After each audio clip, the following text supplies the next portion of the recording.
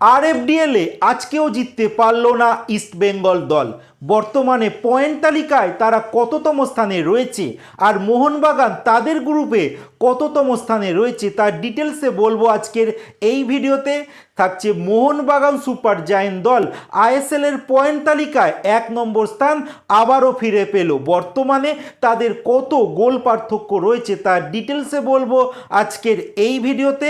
এছাড়া থাকছে ভারতীয় অনূর্ধ্ব-20 নারী ফুটবল দল ইউরোপ সফরে তারা সুইডেনের চতুর্থ ফ্রেন্ডলি ম্যাচে কী রেজাল্ট করলো তারও আপডেট দেব। সমস্ত খবর এক এক করে বলবো। তার আগে প্রতিদিনের মতো বলবো, খেলার আপডেট খবর পাওয়ার জন্য আমাদের চ্যানেলটিকে সাবস্ক্রাইব করতে একদম ভুলো না। তো চলো শুরু করা যাক আজকের প্রথম আপডেট। আজকের সবার প্রথম যে আপডেট দিয়ে শুরু করব, ভারতীয় অনূর্ধ্ব-20 নারী ফুটবল দল যারা ইউরোপের একটি দেশ সুইডেনে সফর করেছে, যেখানে তারা 5খানা ফ্রেন্ডলি ম্যাচ খেলবে। যেখানে গতকাল মানে শনিবার দিনকে তারা কিন্তু চতুর্থ ফ্রেন্ডলি ম্যাচ খেলে ফেললো।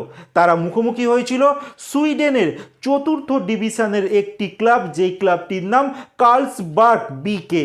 আর এই দলটির বিপক্ষে 2-1 গোলে হেরে গেল ভারতীয় অনূর্ধ্ব-20 নারী ফুটবল দল।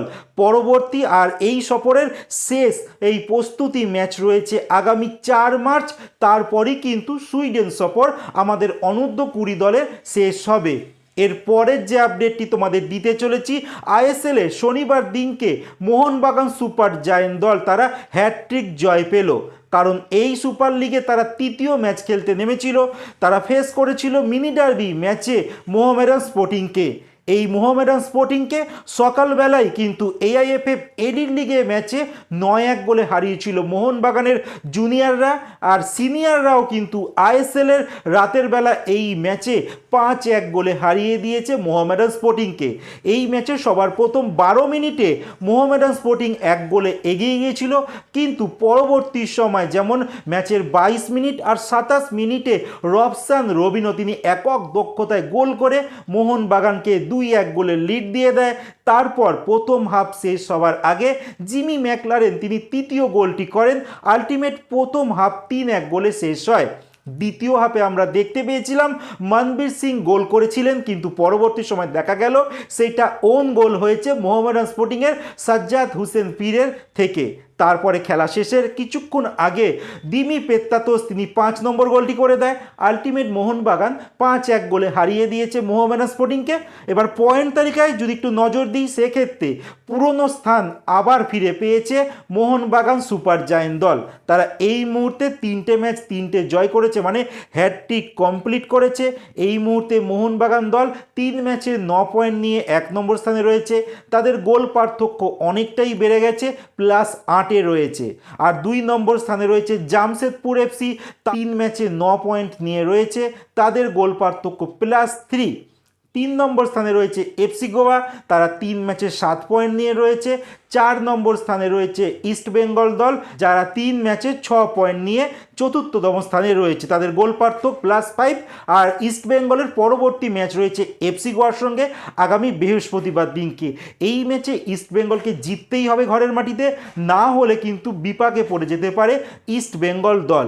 আর এর পরের যে আপডেটটি তোমাদের দেবো, আরএফডিএলে আজকে রবিবার দিন সকাল 8টার সময় ইস্টবেঙ্গল দল খেলতে নেমেছিল। তারা মুখোমুখি হয়েছিল নর্থ ইস্ট ইউনাইটেড এফসির বিপক্ষে। আর এই নর্থ ইস্ট ইউনাইটেড এফসির কাছে ইস্টবেঙ্গল দল 2-0 গোলে কিন্তু হেরে গেছে। প্রথম হাফে তারা একটি গোল খায়, আর দ্বিতীয় হাফে 70 মিনিটে আরও একটি গোল কিন্তু ইস্টবেঙ্গল খায়। আলটিমেট 2-0 গোলে ইস্টবেঙ্গল নর্থ ইস্ট ইউনাইটেড এফসির কাছে হেরে গেছে। এই মুহূর্তে আরএফডিএল এর পয়েন্ট তালিকায় যদি নজর দিই কে কোথায় রয়েছে, সবার প্রথম আমি গ্রুপ এর কথা বলছি। গ্রুপ এতে দেখো এখন 1 নম্বর পজিশনে রয়েছে গোয়া, যারা 2টি ম্যাচে 6 পয়েন্ট নিয়ে 1 নম্বর স্থানে রয়েছে। 2 নম্বর স্থানে রয়েছে বেঙ্গালুরু এফসি, তারা 2 ম্যাচে 4 পয়েন্ট সংগ্রহ করেছে। 3 নম্বর স্থানে রয়েছে সুবেদা দিল্লি, তারা 2 ম্যাচে 3 পয়েন্ট নিয়ে রয়েছে। 4 নম্বর স্থানে রয়েছে মোহনবাগান সুপার জায়েন্ট দল, যারা 2 ম্যাচে 2 পয়েন্ট নিয়ে রয়েছে, মানে দুটো ম্যাচ তারা ড্র করেছে। একটা ম্যাচ লাস্ট তারা ড্র করেছিল ডায়মন্ড হারবার এফসির সঙ্গে, তার আগে বেঙ্গালুরু এফসির সঙ্গে তারা ড্র করেছিল। ডায়মন্ড হারবার রয়েছে 5 নম্বরে, 6 নম্বরে রয়েছে শ্রীনিধি ডেকান এফসি, তারা এখনও অবধি কোনো পয়েন্ট পায়নি। মোহনবাগান সুপার জায়েন্টের পরবর্তী ম্যাচ রয়েছে আগামীকাল, মানে সোমবার দিনকে কিন্তু ম্যাচ রয়েছে 2 মার্চ সকাল 8টা থেকে এই ম্যাচ হবে। তোমরা লাইভ দেখতে পারবে রিলায়েন্স ফাউন্ডেশন ইউথ যে ইউটিউব চ্যানেল রয়েছে, তোমরা এখান থেকে লাইভ কিন্তু এই ম্যাচটি দেখতে পারবে। এফসি গোয়া বনাম মোহনবাগান সুপার জায়েন্টের মধ্যে ম্যাচ। এবার আমি নজর দিচ্ছি গ্রুপ বিতে। গ্রুপ বিতে কিন্তু 1 নম্বর স্থানে রয়েছে পাঞ্জাব এফসি, যারা 2 ম্যাচে 6 পয়েন্ট নিয়ে 1 নম্বরে রয়েছে। 2 নম্বরে রয়েছে নর্থ ইস্ট ইউনাইটেড এফসি, যারা আজকে ইস্ট বেঙ্গলকে হারিয়ে দিয়েছে, তারা 2 ম্যাচে 3 পয়েন্ট নিয়ে রয়েছে। 3 নম্বর স্থানে রয়েছে কেরালা ব্লাস্টার এফসি, তারাও সেম 2 ম্যাচে 3 পয়েন্ট নিয়ে সংগ্রহ করে 3 নম্বর স্থানে রয়েছে। 4 নম্বরে রয়েছে সেসা ফুটবল একাডেমি, যারা 2 ম্যাচে 2 পয়েন্ট নিয়ে রয়েছে। 5-এ রয়েছে ইস্ট বেঙ্গল, 2 ম্যাচে 1 পয়েন্ট। আর 6 নম্বর স্থানে রয়েছে ডেম্পো, তারাও 2 ম্যাচে 1 পয়েন্ট নিয়ে রয়েছে।